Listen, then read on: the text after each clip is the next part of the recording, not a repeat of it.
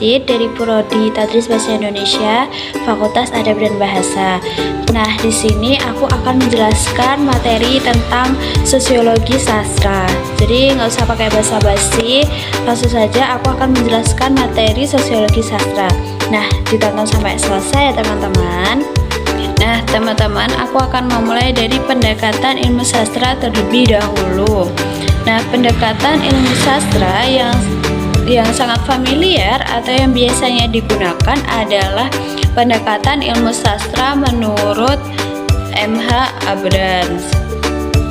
Nah, menurut Abrams itu ada 4 pendekatan ilmu sastra. Yang pertama ada pendekatan objektif, yang kedua ada pendekatan ekspresif, yang ketiga ada pendekatan mimetik, yang keempat ada pendekatan pragmatik. Nah, pendekatan objektif adalah pendekatan yang memperhatikan aspek karya sastra itu sendiri.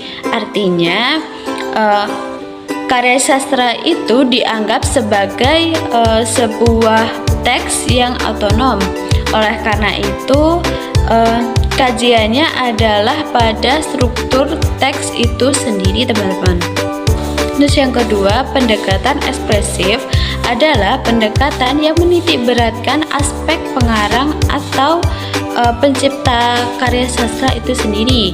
Terus yang ketiga, pendekatan mimetik adalah pendekatan yang mengutamakan pada aspek realitas atau yang biasanya disebut dengan universal gitu, teman-teman. Terus yang keempat ada pendekatan pragmatik. Nah, pendekatan pragmatik adalah pendekatan yang mengutamakan aspek pembacanya gitu, teman-teman. Terus selanjutnya aku akan membahas tentang pengertian sastra dan sosiologi.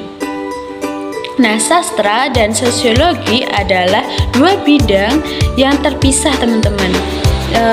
Jadi sastra adalah dunia imajinatif, sedangkan sosiologi adalah dunia objektif, teman-teman.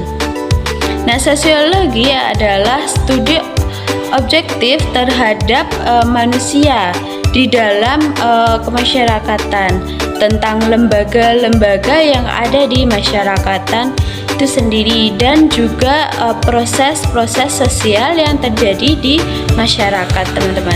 Sementara sastra juga berbicara tentang manusia, tetapi dalam tataran imajinatif, teman-teman.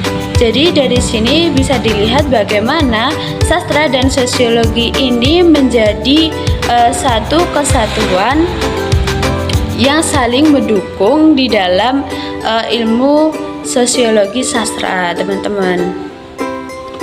Nah, selanjutnya pengertian sosiologi sastra adalah pengertian sosiologi sastra adalah pemahaman terhadap karya sastra dengan mempertimbangkan aspek-aspek kemasyarakatan yang ada di dalam karya sastra itu. Nah, aspek-aspek kemasyarakatan itu bisa dikaji dengan pendekatan sosiologi tadi, teman-teman. Jadi, bagaimana tokoh dalam karya tersebut, terus bagaimana relasi tokoh di dalam karya tersebut, terus bagaimana masyarakat atau lembaga-lembaga masyarakat itu mempengaruhi si tokoh tersebut gitu. Nah, lembaga-lembaga yang ada di masyarakat itu yang paling sederhana adalah keluarga, teman-teman. Nah, itu juga termasuk lembaga-lembaga kemasyarakatan. Nah, kita bisa menemukan hal itu dengan bagaimana keluarga mempengaruhi si tokoh tersebut. Nah, itu dapat mempergunakan sosiologi gitu, teman-teman. Lalu yang kedua ada pemahaman terhadap karya sastra sekaligus dengan melatar belakangi masyarakat gitu. Kajiannya ini biasanya misal contoh ya, bagaimana karya sastra ini contoh pada tahun berapa gitu. Terus mengapa karya sastra ini tampil dengan cara pandang atau gaya bahasanya gitu teman-teman. Nah, ini bisa mengaitkan dengan masyarakat yang melatar belakanginya sehingga muncul karya sastra seperti ini gitu. Karena karya sastra itu kan merupakan respon terhadap masyarakat atau terhadap realitas pada saat ini gitu.